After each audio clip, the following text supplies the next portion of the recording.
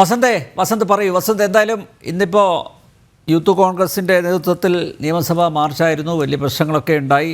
പക്ഷേ നോക്കൂ, എലപ്പുള്ളി പഞ്ചായത്തിന് പല കാര്യങ്ങളും ചെയ്യാൻ പറ്റും അല്ലേ? വരും ദിവസങ്ങളിൽ എങ്ങനെയാണ് ഈ പ്രശ്നത്തെ നേരിടാൻ പോകുന്നത്? തീർച്ചയായും ശ്രീ അനിൽ രണ്ടു മൂന്ന് കാര്യങ്ങൾ പറയാനുണ്ട്. എനിക്ക് സമയം നൽകണം. ഒന്ന്, ബലദേവ് സജ്ജാനന്ദൻ പറഞ്ഞൊരു കാര്യം. ഒന്നാമത്തെ കാര്യം എന്താണ്? പോളിസി ഡിസിഷൻ ഞങ്ങൾ എടുത്തു, പിന്നെ ഞങ്ങൾ ആരെ അറിയിക്കണമെന്നാണ്. നിങ്ങളുടെ പ്രകടന പത്രിക ഒന്നാം പിണറായി ഗവൺമെന്റിലേക്ക് വരുമ്പോൾ LDFന്റെ പ്രകടന പത്രിക 58-ാം പേജ് 3-ാം ഖണ്ഡിക നിങ്ങൾ പറയുന്നു, എന്താ പറയുന്നത്? ഘട്ടം ഘട്ടമായി മദ്യനിരോധനം നടപ്പിലാക്കും. ഘട്ടഘട്ടമായി മദ്യനിരോധനം നടപ്പിലാക്കുമെന്ന് നിങ്ങൾ പറയുമ്പോൾ 26 ബാറുണ്ടായിരുന്നു, അത് 808 അതാണോ നടപ്പിലാക്കുക എന്ന് നിങ്ങൾ പറയാം. ഇനി അത് നിങ്ങളുടെ സൗകര്യമാണ്. ഞാൻ നേരത്തെ പറഞ്ഞല്ലോ, പുഷ്പനെ സമരം ചെയ്യാൻ വിടുകയും അതേ സമയത്ത് ഏതെങ്കിലും AC ഹോട്ടലിൽ ഇരുന്ന് ഈ സ്വാശ്രയ മുതലാളിമാരുമായി സെറ്റിൽ ചെയ്യുന്നവരാണ് നിങ്ങൾ. അതുകൊണ്ട് അത് നിങ്ങളുടെ സൗകര്യമാണ്. പക്ഷേ ഒരു പ്രശ്നമുണ്ട് സാർ. എന്താണ്? 2008 അന്നത്തെ VS ഗവൺമെന്റ് സുപ്രീം കോടതി വരെ പോയി. സുപ്രീം കോടതിയിൽ പോയിട്ട് അന്നത്തെ VS ഗവൺമെന്റ്, VS നേതൃത്വം കൊടുക്കുന്ന ഇടതുപക്ഷ ഗവൺമെന്റ് സുപ്രീം കോടതിയിൽ നൽകിയ ഒരു അഫിഡവിറ്റ് ഉണ്ട്. ആ അഫിഡവിറ്റിൽ എന്താ പറയുന്നത്? അഫിഡവിറ്റിൽ പറയുന്നത് EMS ഗവൺമെന്റിന്റെ കാലത്ത് എടുത്ത ഒരു ക്യാബിനറ്റ് ഡിസിഷൻ ഉണ്ട്. ആ ക്യാബിനറ്റ് ഡിസിഷനെ ഓവർകം ചെയ്യാൻ പറ്റില്ല. എന്തുകൊണ്ട് ഓവർകം ചെയ്യാൻ പറ്റാത്തത്? ഓവർകം ചെയ്യണമെങ്കിൽ പുതിയ ഗവൺമെന്റ് ഒരു ക്യാബിനറ്റ് ഡിസിഷൻ എടുത്ത് അത് പ്രസിദ്ധീകരിക്കണം. അതുകൊണ്ട് തന്നെ ഒരു കാര്യം മനസ്സിലാക്കൂ, ശ്രീ ബൽദേവ് സച്ചിദാനന്ദൻ എന്നെക്കാളും ഒരുപാട് സീനിയർ അഭിഭാഷകനാണ്. ഒരുപക്ഷെ അദ്ദേഹത്തിന് വന്നുപെട്ടിരിക്കുന്ന ഒരു അവസ്ഥ ഓർത്തിട്ട് എനിക്ക് കഷ്ടം എന്നേ പറയാനുള്ളൂ. അതുകൊണ്ടാവാം അദ്ദേഹം ഇങ്ങനെ പറഞ്ഞു പോകുന്നത്. അറിയാഞ്ഞിട്ടല്ല. സുപ്രീം കോടതിയുടെ വിവിധ റൂളിങ്ങുകളുണ്ട്. അതിൽ ഏറ്റവും പ്രധാനപ്പെട്ട വിവിധ കേസുകളുണ്ട്. അത് അങ്ങേക്ക് അറിയാവുന്നതാണ്.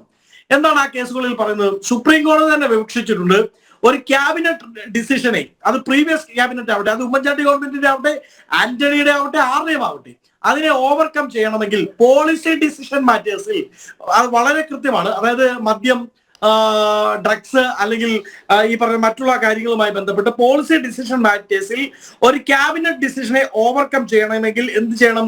നിങ്ങൾ അതിലൊരു പോളിസി ഡിസിഷനായി നിയമസഭയിൽ മാത്രം പറഞ്ഞു പോയാൽ പോരാ. നിങ്ങൾ അതൊരു പോളിസി ഡിസിഷനാണ് എന്ന് പറഞ്ഞ് പാർട്ടിയുടെ പ്രസിഡന്റുമാരോ സംസ്ഥാന സെക്രട്ടറിമാരോ അത് പറഞ്ഞാൽ പോരാ. ഇപ്പോ യുവരാജ് പറഞ്ഞതുപോലെ ഏതെങ്കിലും ഒരു മാധ്യമങ്ങളിൽ കാണിച്ചാൽ പോരാ. അതിനെ ഓവർകം ചെയ്യണമെങ്കിൽ ഒരു ക്യാബിനറ്റ് ഡിസിഷൻ ഉണ്ടാവണം. നിങ്ങളുടെ മന്ത്രിസഭ ചേർന്ന് ഇതാ ഞങ്ങൾ ഇവിടെ ഇതിനു മുമ്പുള്ള EMS ഗവൺമെന്റിന്റെ തൊട്ട് VS ഗവൺമെന്റ് വഴി, ഉമ്മൻചാണ്ടി ഗവൺമെന്റ് വഴി, ആന്റണി ഗവൺമെന്റ് അടക്കമുള്ള വിവിധ ഗവൺമെന്റുകളുടെ, നായനാറിന്റെ അടക്കം ഗവൺമെന്റുകളുടെ ക്യാബിനറ്റ് തുടർന്നു വന്ന ക്യാബിനറ്റ് ഡിസിഷൻ, ബ്രൂവറി വേണ്ട, ഡിസ്റ്റിലറി വേണ്ട, അതിന്റെ പേരിൽ ഇവരോട് ഒരു ഫാക്ടറി, ബ്രൂവറി ഡിസ്റ്റിലറി ഫാക്ടറി വേണ്ട എന്നുള്ള ഡിസിഷനെ ഓവർകം ചെയ്യാൻ വേണ്ടി പിണറായി ഗവൺമെന്റിന്റെ 2ാം ഗവൺമെന്റ് ഒരു ക്യാബിനറ്റ് കൂടി തീരുമാനമെടുത്തിട്ടുണ്ടോ? ഉണ്ടോ? ഉണ്ടെങ്കിൽ മാത്രമേ നിയമപരമായി അതിനെ ഓവർകം ചെയ്യാൻ പറ്റൂ എന്നതിൽ യാതൊരു സംശയവും നിങ്ങൾക്ക് വേണ്ട. അത് നിങ്ങൾ സഭയിൽ പറഞ്ഞു, അല്ലെങ്കിൽ അവിടെ പറഞ്ഞു, ഇവിടെ പറഞ്ഞു, AKG സെന്റർ കൂടുമ്പോ ചായ കൊണ്ടുവന്ന് തരുന്ന പയ്യനോട് പറഞ്ഞു, നമ്മൾ ഇതേ ബ്രൂവറി തുറക്കാൻ പോവാ, നീ വേണമെങ്കിൽ അപ്ലൈ ചെയ്തോ എന്ന് പറഞ്ഞിട്ട് കാര്യമില്ല. അതൊരു ക്യാബിനറ്റ് ഡിസിഷനാണ്. സ്വാഭാവികമായി പോരാ. അതാണ് ക്യാബിനറ്റ് ആ തീരുമാനം കൊടുത്തത്. ചുമ്മാ അതിരുന്ന ആ കാര്യം പറഞ്ഞാൽ മതിയോ? ക്യാബിനറ്റ് തീരുമാനം ഗവൺമെന്റ് ഓർഡർ എവിടെ? ഏത് ഡേറ്റില്ല തുടങ്ങാൻ ക്യാബിനറ്റ് ആണ് തീരുമാനിച്ചത്. ഓർഡർ എവിടെ? ഏത് ഡേറ്റില്? ക്യാബിനറ്റ് തീരുമാനങ്ങളെല്ലാം ഓർഡറായിട്ടാ പുറത്തു പോകുന്നത്. ക്യാബിനറ്റ് തീരുമാനങ്ങളല്ല, ക്യാബിനറ്റ് ആണ് തീരുമാനിച്ചത്. ക്യാബിനറ്റ് തീരുമാനങ്ങൾ ഇത്ര ദിവസത്തിനകം 24 മണിക്കൂർ ഓർഡറായിട്ട് പുറത്തു വരും. കേരളത്തിന്റെ ക്യാബിനറ്റ് തീരുമാനിച്ചത് ഡേറ്റ് എനിക്ക് അറിഞ്ഞൂടാ. ക്യാബിനറ്റ്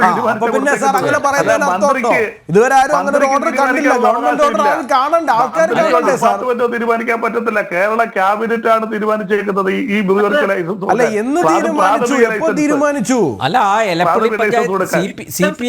എതിർപ്പായിട്ട് രംഗത്ത് വന്നിരിക്കുക. ആയിക്കോട്ടെ, നിർത്തോട്ടെ. ഞങ്ങളൊക്കെ അകത്ത് ഞങ്ങൾ എതിർക്കും. ഞങ്ങൾ ചിലപ്പോൾ ആരെതിർത്ത് കഴിഞ്ഞാലും ഞങ്ങൾ മദ്യ കമ്പനി തുടങ്ങി അടങ്ങും. അത്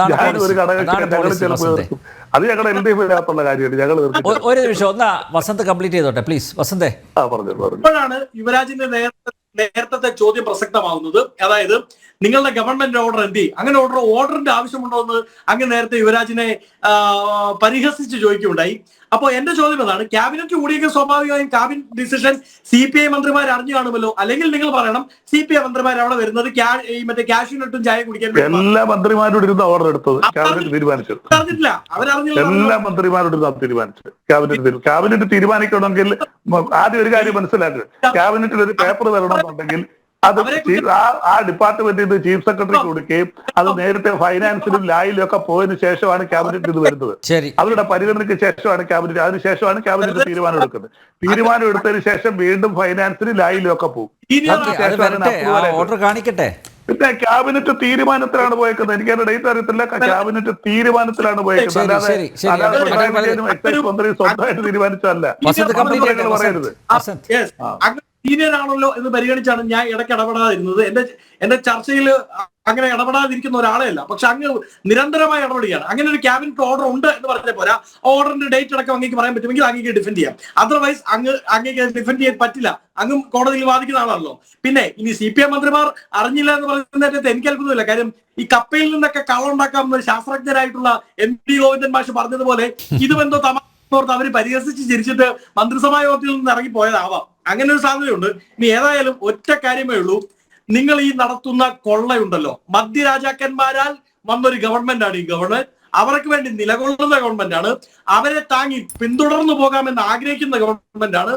ആ ഗവൺമെന്റ് ഇപ്പൊ അവർക്ക് വേണ്ടി നടത്താൻ പോകുന്ന ഈ കൊള്ളയുണ്ടല്ലോ, ഈ നാട്ടിലെ കുടിവെള്ളത്തിൽ മുഴുവൻ നഞ്ചി കലക്കിയിട്ട് നടത്താൻ പോകുന്ന കൊള്ള, ആ കൊള്ള എങ്ങനെയാണോ ബംഗാളിൽ നന്ദിഗ്രാമും സിന്ദൂറും നിങ്ങളുടെ അടിവാരം എടുത്തു കളഞ്ഞത് അറിയാമല്ലോ. ലോകത്തിൽ ഏറ്റവും കൂടുതൽ ലോങ് ലാസ്റ്റിംഗ് കണ്ടിന്യൂവന്റ് ഡെമോക്രാറ്റിക് ഗവൺമെന്റ് ആയിരുന്നു വെസ്റ്റ് ബംഗാളിൽ ഉണ്ടായിരുന്നത്. അത് തകർത്ത് കളഞ്ഞത് നന്ദിഗ്രാമാണ്. അങ്ങനെ നിങ്ങളുടെ അടിവേരും മുച്ചൂടും തകർത്ത് കളയുന്ന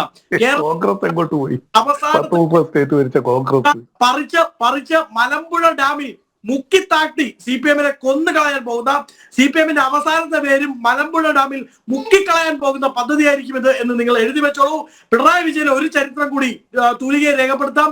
കേരളത്തിന്റെ, രാജ്യത്തിന്റെ ചരിത്രത്തിലെ ഏറ്റവും അവസാനത്തെ, ലോകത്തിന്റെ ചരിത്രത്തിലെ ഏറ്റവും അവസാനത്തെ ഇലക്ട്രലി ഡെമോക്രാറ്റിക്കലി എലക്ടഡ് കമ്മ്യൂണിസ്റ്റ് CM എന്നുള്ള ചരിത്രത്തിലേക്ക് അദ്ദേഹം എത്തപ്പെടാൻ പോവുകയാണ്.